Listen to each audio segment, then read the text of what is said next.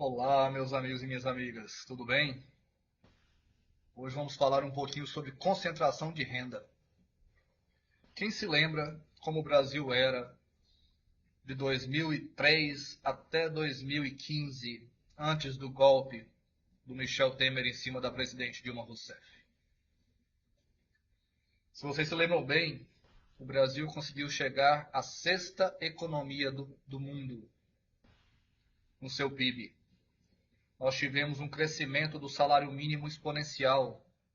As pessoas podiam viajar, tirar férias. Cidades como Paris, Veneza, Roma, Barcelona, Londres, não tinha lá os tradutores automáticos quando você visitava um museu, uma praça importante, uma praça histórica. Não tinha lá chinês, inglês, alemão, português de Portugal. Não. Tinha chinês, inglês, alemão, espanhol, português do Brasil. Tanto era o turismo brasileiro naquela época.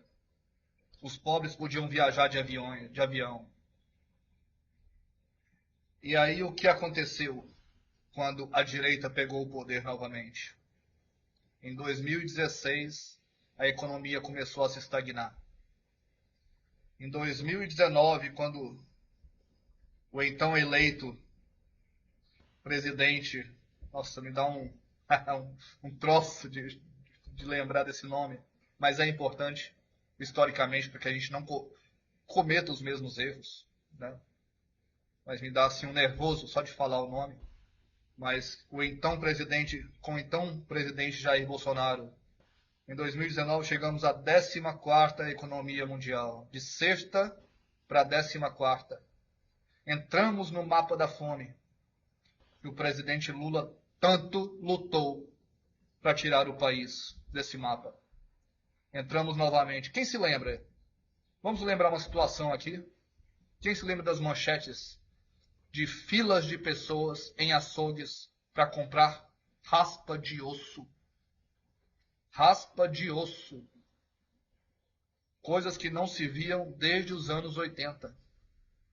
Pessoas procurando comida nos lixos.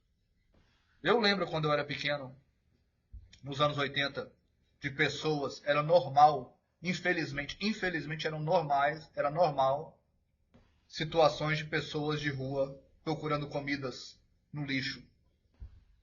E o Bolsonaro veio para relembrar essa época.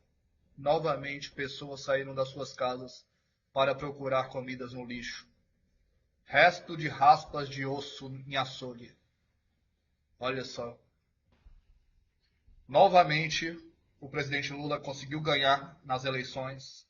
Novamente, o Brasil saiu do mapa da fome. E onde está a concentração de renda em tudo isso? Nos governos bolsonaristas, no governo bolsonarista, graças a Deus não foi mais do que um, porque um já causou problema demais no país, quase acaba com o Brasil em 4 anos. Nunca vi alguém com tanto dom de destruir patrimônio público como o ex-presidente. Desculpa, mas me dá uma ânsia de vômito só de pensar no nome dele. Na época do nosso ex-presidente, os cinco maiores bancos do Brasil, tiveram lucros de 100 bilhões. Bilhões, não milhões. Bilhões. B com B de bola. Enquanto famílias, 50% das famílias brasileiras ganham um salário mínimo. Vamos trazer, mesmo trazendo para os tempos de hoje, não tem problema. Um salário mínimo de R$ 1.520, R$ 1.550. Enquanto uma família estava lucrando 25, 30 bilhões de reais para uma família. Uma família. Enquanto milhões de famílias sobrevivem porque vivem não. Viver é uma palavra muito forte. Sobrevivem com apenas um salário mínimo. Isso já está mudando. o governo Lula acabou de ganhar no Congresso o aumento da isenção do imposto de renda para quem ganha até R$ 5.000. Isso é uma vitória muito grande dentro de um parlamento com concentração bolsonarista muito forte ainda. Não pensem que o bolsonarista está morto porque o Bolsonaro foi julgado e será preso. Não. O bolsonarismo ainda continua muito forte no país. E, mesmo assim, conseguimos essa vitória muito grande. Lembrem, partidos de esquerda que governaram o país e os estados sempre melhoraram a renda do cidadão. Sempre. Ora, o Ceará, de 2010 a 2015, aumentou o PIB estadual muito acima da média nacional. O Ceará foi muito beneficiado com os dois governos Lula e os dois governos Dilma. O segundo da Dilma durando o que durou, antes de sofrer o golpe. Mas tinham muitos deputados que, com as suas emendas parlamentares, traziam verbas para o Ceará. Então o Ceará melhorou muito as condições sociais, de saúde, de educação. Olha a educação do Ceará, hoje é vitrine para o Brasil inteiro. Estão trazendo uma repartição do ITA para o Ceará, porque eles não aguentam mais. O cearense ganha tudo, as vagas do ITA são todas do Ceará. A cada 3 pessoas que passam no ITA, 2 são cearenses.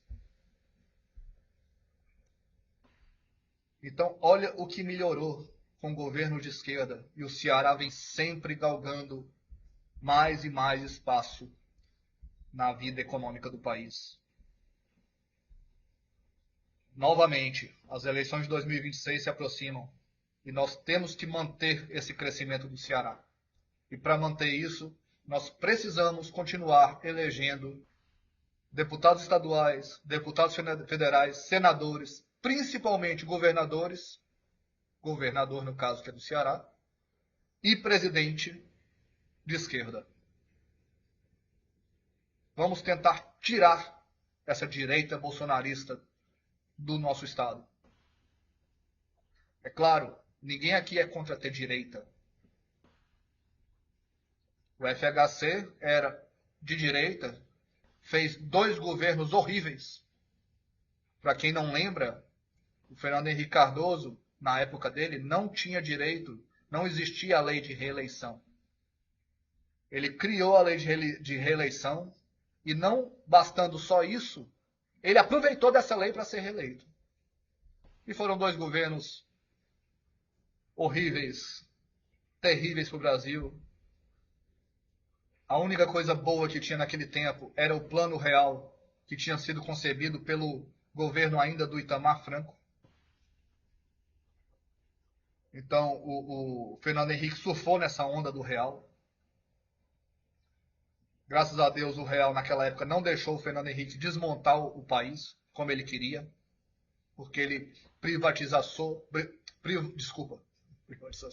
ele privatizou várias empresas importantes, empresas estratégicas para o país, e esse dinheiro foi usado não sei aonde, até hoje ninguém sabe onde esse dinheiro das privatizações foi utilizado. E depois vieram os 2 governos Lula e os 2 governos Dilma, que alavancou o país para outro nível. Enquanto os governos de Michel Temer e o governo de Jair Messias Bolsonaro derrubaram o país novamente. E finalmente o governo Lula está botando novamente, está colocando o país no patamar onde ele deve estar. Então, pessoal, em 2026, não brinquem com seu voto. Não votem. Eu sei que a maioria de vocês não lembram qual foi o deputado que vocês votaram na última eleição. Mas é muito importante. A turma de deputados, tanto estaduais quanto de federais, são os que trazem verbas para o Estado, são os que aprovam leis que garantem a melhoria da saúde e social dos cearenses. Ok? Se você gostou desse vídeo, se inscreva no canal, compartilhe esse vídeo, deixe o seu like e se vocês quiserem agradecer de alguma forma, basta escrever nos comentários que você gostou do vídeo ou não gostou do vídeo. Essa já é a melhor forma de agradecimento que vocês podem fazer. Comentem aí se vocês gostaram ou não gostaram desse vídeo. O que podemos fazer para melhorar. Isso é democracia, dando voz a vocês que nos ouvem. Um abraço a todos.